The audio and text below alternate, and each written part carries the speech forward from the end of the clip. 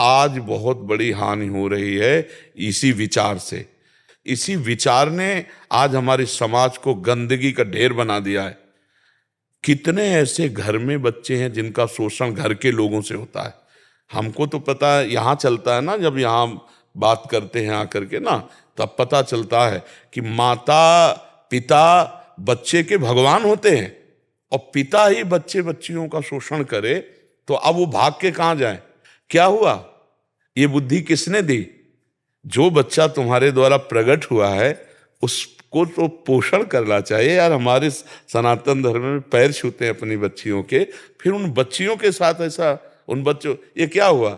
इसी दिमाग ने हमारे समाज में गंदगी पैदा कर दी है। पराई बहन बेटियों की तरफ गंदी दृष्टि देखना, नशा करना, ये सब व्यभिचार प्रवृत्ति। अच्छा, अब वो बच्चे जिनके द्वारा पोषित हैं वो क्या बोले? क्या बोले वो? अब जब उनके साथ ऐसा हो रहा है, अब ये जानते हो कितना बड़ा जघन्य अपराध है, बहुत बड़ा पाप है।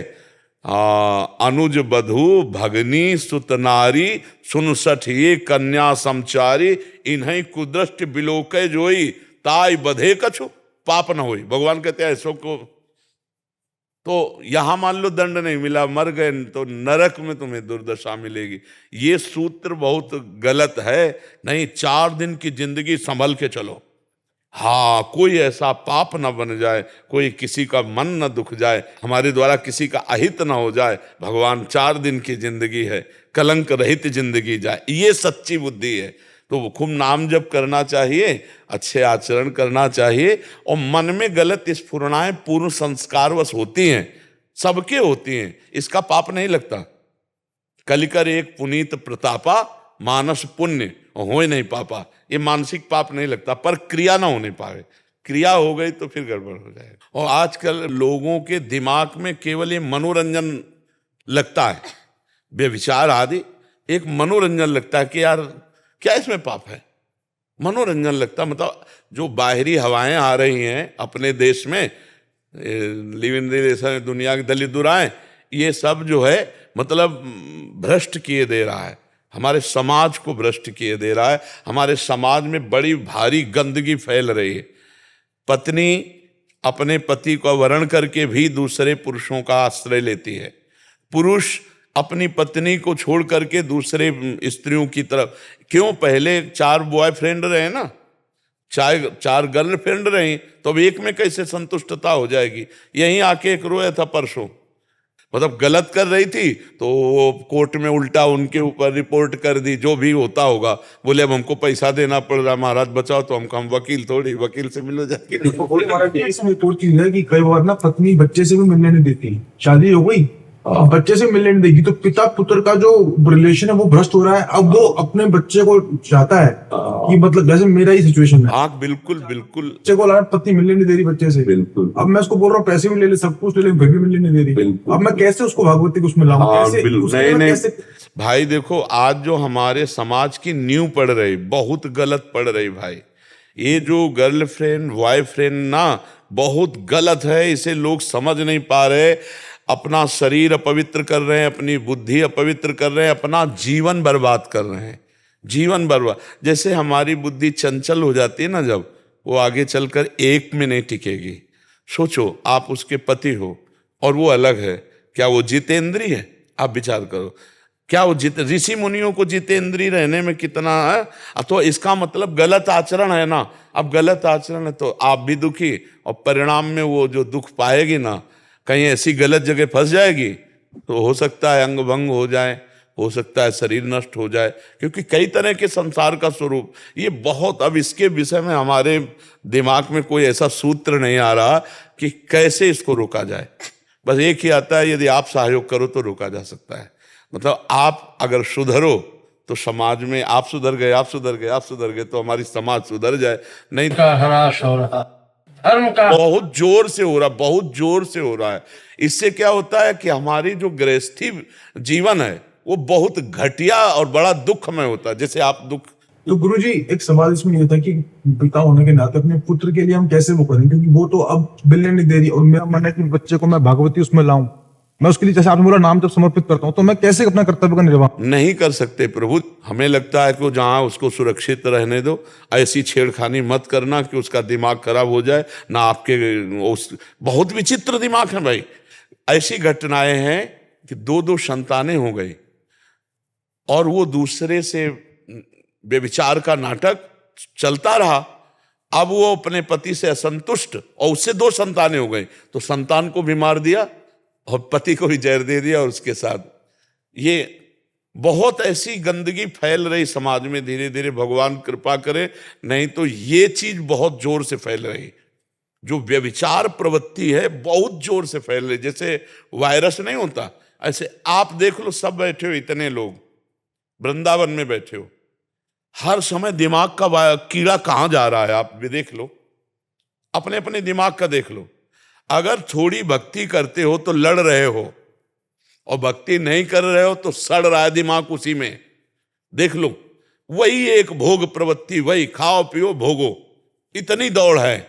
कहां अब जब सुख तो है नहीं, तो जब आप किसी वस्तु को 100 बार और सुख है नहीं, तब लगता है यार इसमें नहीं इसमें होगा, इसमें नहीं इसमें होगा।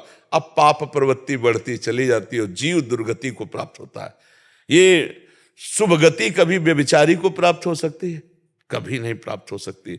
और पति वंचक परपति रति करे, रौरव नरक कल्प सत्परई। जो अपने पति का त्याग करके दूसरे पुरुष से तो करोड़ों वर्ष नरकों को भोगना होता। अब ये बातें किसी को समझ में नहीं आती। किसको समझ में? ये बातें अगर कही जाएंगी ना, बोले तो पुरानी इतिहास की बात कर, नया जमाना नया, ये नया बोले हम तुमसे प्यार करते हैं, ये प्यार है? प्यार का तो सही माने में अभी अर्थ है नहीं जाना। अगर आपसे हम प्यार करते हैं, अभी कल आया था एक जवान आदमी, उसने कहा हमसे प्यार का नाटक किया बहुत समय तक और हमने अपने घर में बात कर ली, ब्याह का सब, अब वो दूसरे से प्यार कर रही है। मेरे मन में बस ये आता है कि मैं बदला लूं। पर नहीं भैया, हमारे पास आए हो तो तुम अभी सच्चा प्यार नहीं करते। अगर प्यार करते हो तो उसे आशीर्वाद दो। अगर तुम्हें हमसे बढ़कर के कोई मिल गया तो तुम सुखी रहो, हम तुम्हें प्यार करते हैं। प्यार का मतलब ये नहीं कि हम नहीं, अगर तो हम फिर तुम्हें किसी के लायक नहीं, ये प्यार नहीं, ये नहीं, ये तो वासना है। ये तुम अगर उसे सच्चा प्यार करते हो तो उसे आशीर्वाद दो, जहां जाए भगवान उसकी बुद्धि शुद्ध रखे, सुखी रहे। प्यार का मतलब ये है ना। इसलिए आप भी प्रसन्न रहो और भगवान से प्रार्थना करो कि उसकी बुद्धि शुद्ध हो, बालक की उन्नति हो। तो ये और सब लोग बिल्कुल सावधान रहिए। अगर व्यभिचार प्रवृत्ति है तो पति पत्नी में विश्वास नहीं, पत्नी पति में विश्वास नहीं, और बालक का जीवन क्या होगा? क्या जीवन हो? आज देखो कैसा गृहस्थी, एक गृहस्थी सफल गृहस्थ, भले नमक रोटी, पति पत्नी बच्चा मिलके खाए पिए चैन से सोए, धर्म से रहे, कितना सुंदर गृहस्थी धर्म है। आजीवन के लिए एक का वर्ण कर लिया। गांव में ना, अब उसे मजाक मानते हैं गांव की बातों। जब सिया जी वनवास में जा रहे ना, तो कुल भिल्लों की और गांवों की महिलाएं आती हैं। अब सिया जी तो सिया जी और राम जी लक्ष्मण जी, तो पूछते हैं इनमें आपका पति कौन है? तो इशारा करती, ये जो गोरे हैं ना, ये मेरे देवर हैं। और ऐसे इशारा मात्र करती, ये नहीं कहती वैसे। और आज की देखो ना कैसे, पति भगवान का स्वरूप, तो पत्नी भी हमारी प्राण है। अर्धांगिनी का मतलब हमारी प्राण है। हम उसकी कामनाओं की पूर्ति, उसकी सुख सुविधाएं, गृहस्थी कितना मंगलमय, संतानें परम पवित्र, बहुत विजय। इसलिए हमें लगता है कि इस पर जरूर सुधार होना चाहिए। अगर ये हमारी समाज इस पर सुधार नहीं हुई तो आगे चल करके बहुत सी ऐसी विकृतियां समाज में आ जाएंगी। कई विकृतियां ऐसी आ जाएंगी और अभी आ चुकी हैं। अभी ऐसी आ चुकी हैं कि 100 जोड़े में से मतलब 20 जोड़े संतुष्ट हों तो संतुष्ट हों, 80 में गड़बड़ मिलेगा मामला। महाराज इसे रोका कैसे जाए? तो अब बस ऐसे ही रोकने का हमें उपाय समझ में आता है कि आप सुधरो, आप सुधरो, आप सुधरो। सब ऐसे एक एक सुधरे तो सुधर सकता है, नहीं तो ये तो हम भगवान की कृपा मानते हैं कि आज साधु की कोई बात सुन रहा है। यार ये आश्चर्य की बात है। नहीं, आज के लड़के अपने बाप की नहीं सुनते, साधु बात सुन ले, क्या बात है नहीं। और सुबह जब आते ना, उनमें से 1000 वृद्ध होंगे और 1000 सब बालक समझ लो, बकाया से सब नौजवान मिलेंगे आपको। तो कुछ ना कुछ भगवान का ऐसा प्रताप है कि नौजवान बात सुन रहे हैं और हमें लगता है सुधार भी हो रहा है, नौजवान लोग सुधार भी कर रहे हैं। परिवर्तन संभव है। हाँ है, पर एक एक करके किया जाए।